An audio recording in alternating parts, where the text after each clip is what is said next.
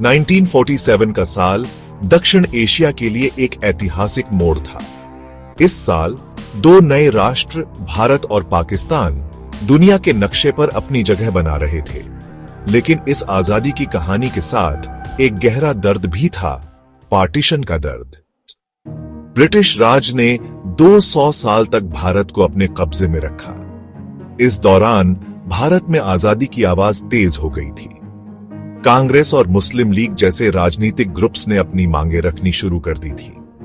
लेकिन यह संघर्ष सिर्फ एक देश की आजादी का नहीं, बल्कि एक नई पहचान की भी लड़ाई थी। आजादी मिलने के साथ एक और मसला था, हिंदुस्तान और पाकिस्तान का विभाजन। यह पार्टीशन सिर्फ एक भौगोलिक सीमा का निर्धारण नहीं था, बल्कि एक जिंदगी का बदलाव था।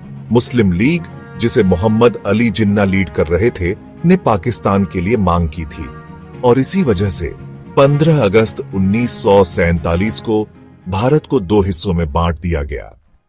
पार्टीशन का एक बहुत बड़ा पहलू था मानव कष्ट। लाखों लोग अपने घर छोड़कर सीमा के इस पार और उस पार भाग रहे थे। खून खराबा, दंगे और धर्म के नाम पर इंसानियत का कत्ल पार्टीशन की सच्चाई थी। पाकिस्तान और भारत की सीमाओं पर कई परिवार अपनी जान से हाथ धो बैठे। 15 अगस्त 1947 को भारत ने आजादी हासिल की और मोहम्मद अली जिन्ना ने पाकिस्तान के पहले गवर्नर जनरल के रूप में अपनी जिम्मेदारी संभाली। लेकिन यह आजादी अपनी तकसीम के साथ कई सारी चुनौतियां लेकर आई थी। दिलों में नफरत थी।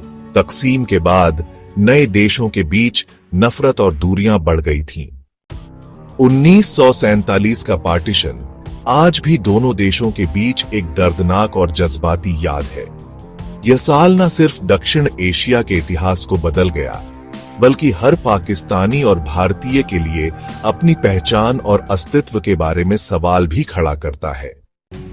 1947 का पार्टीशन सिर्फ एक ऐतिहासिक घटना नहीं थी, यह एक ऐसे लम्हे की कहानी है जो आज भी दोनों देशों के बीच के रिश्तों, यादों और चुनौतियों को परिभाषित करता है।